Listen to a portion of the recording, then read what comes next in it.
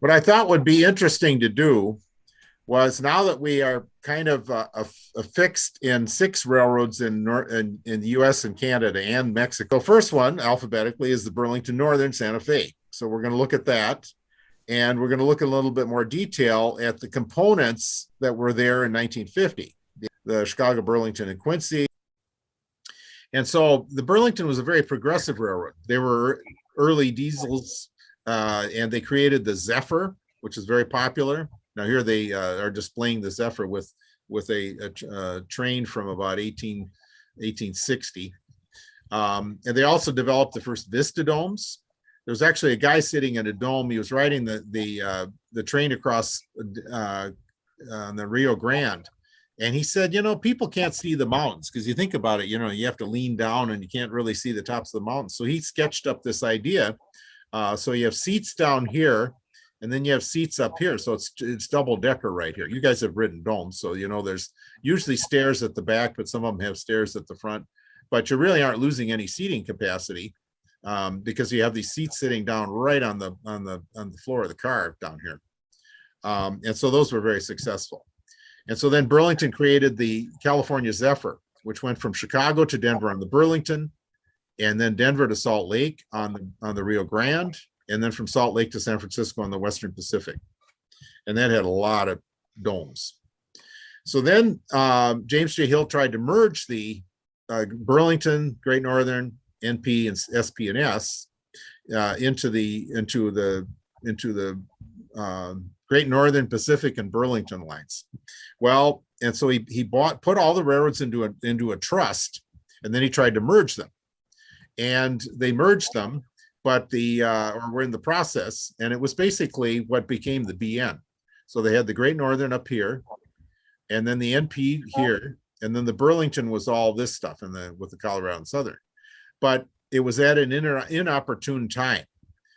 Because Teddy Roosevelt was really going after these huge monopolistic companies. What started it all was Standard Oil. I think Standard Oil had 3/4 of the oil business, and they were putting everybody else out of business. I was shocked when I read how many different companies Standard Oil was broken up into. All those companies we thought were separate, like, for example, Standard Oil, which is Standard Oil of Indiana. There was Esso, Eastern States Standard Oil. That was Standard Oil of New Jersey. Sohio was Standard Oil of Ohio. Enco, I think, was Kentucky. Humble Oil was someplace down there. Chevron was Standard Oil of California, and it went on, and the list went on and on. It was huge. So they were successful there, and so then Teddy Roosevelt saw this Northern Trust, and he goes, "Oh, we got to break this up." And he went all the way to the Supreme Court, and it was broken up. So, it was not until 1970 that the Burlington Northern was actually formed by merging the Great Northern, Northern Pacific, and Burlington, and the SP&S. So now we're going to look at some pictures and some slides I took. So some pictures from the internet. We'll look at some 1950 steam and diesel. 6, and I can't tell what's underneath the back. Probably O. 460. 460.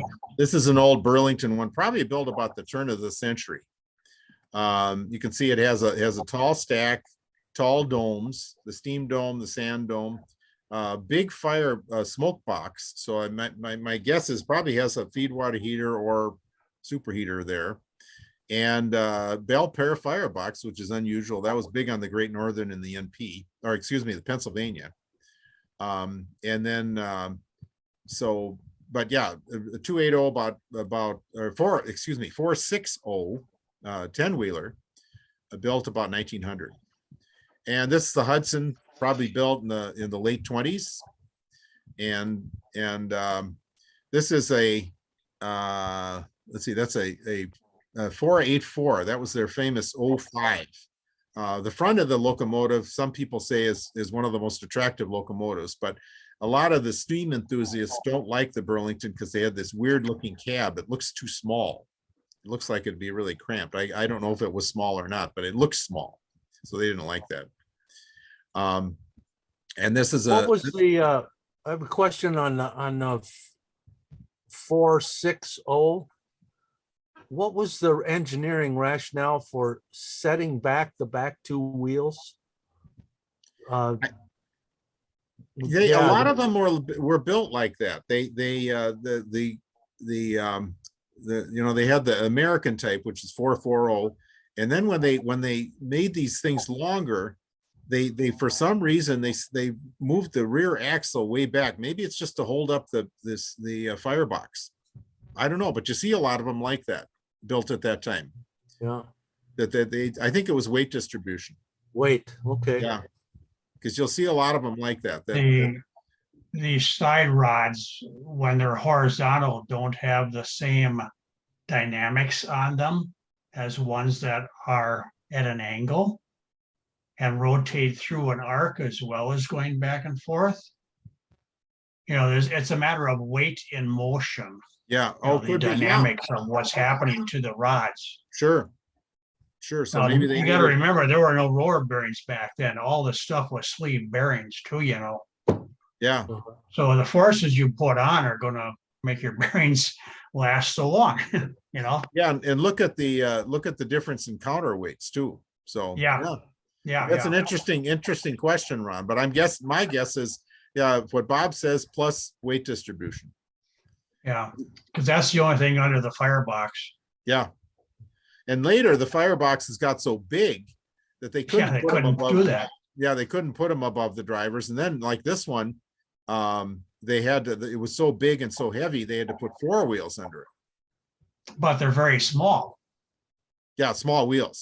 They're not so driving. Your contact area on the steel wheel versus rail, that could have been the same if they had a big enough wheel. Yeah, but they couldn't do it because the firebox is too deep. And so here's another one of the Northerns, and let's see. This is a 210-4, which would be that's a Texas, right? Yeah, Texas, and they had a bunch of those, and especially out west and going down to southern Illinois for the coal down there. They had big heavy trains that they needed to haul, and the Colorado Southern had a bunch of these too. Now here's this is another Texas. This must have been out shopped fairly recently because it looks in pretty good shape.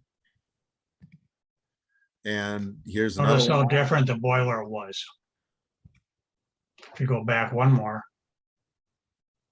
Now, if you look at that boiler with the smoke box in front, now you go to the next slide. Yeah, look at the difference. I think it's an optical illusion, perhaps, but I thought at first that this boiler is a much smaller diameter. Yeah, I think you're right. I think it is. And this one's got an Alesco fuel here plus this stuff here. I think you're right. I think it's like a different locomotive. Must have been a different series of because they had an 01, 02, 03, 04, 05. I don't know how far they went with them, but they had a bunch of different ones. So I think you're right. I think it is bigger. It looks bigger. Here's another one. Now this is different again. So yes, it is. It doesn't look the same. No. And notice on top of your headlight, there's nothing up there. Yeah. But a number board. Yeah. So they went through different. All these things were different. Here's a model, very nicely detailed model of a. Let's see. That is a 210-4. That's a 210-4. So that's a nice model. And then they took a Hudson, which is a 464, and like the Santa Fe that built that Blue Goose thing, this is they call it Alos, which is Greek for, I'm not sure what is that, the god of Zephyr is the god of wind. I don't know what Alos was, but this was to replace if the Zephyr didn't run, they put one of these things on the front of the train. And the steam enthusiasts, the results are sort of mixed. It kind of looks like an upside down shovel in front. And there were a number of railroads that built these. The New York Central had them. The Northwestern had some, and it's okay. But one of the things they as we talked about before, the maintenance people did not like it when they covered up too much of the running gear because they had to get in there and oil it and stuff like that. So How did the engineers see? that just this Stuck his little, head out the window is the only thing you could do. yeah, hang out or this little tiny window there. Yeah. Yeah. Aeolus, Greek mythology, quick moving and nimble. Oh, Aha. okay. Thank you, Craig. Nice to That's have good. extra screens on my computer. That's good. That works. So there's the ALOS. And here's a now this is a 282. So it'd be a just a standard Mikado and you know, in operation someplace out west. That piston looks so big on there, doesn't it? Yeah, When you get a smaller boiler yeah, and a smaller set of wheels, all of a sudden that piston looks huge. yeah, it really does. But that's an optical illusion also, because you Sure. go to the next slide, it's probably the same size piston. Sure. What's the name on the smokestack? Said Mount View on the stack. Mountain View? Mount Mount View? Mount View. Mount View. I've never heard of a city called Mount View, but must be one.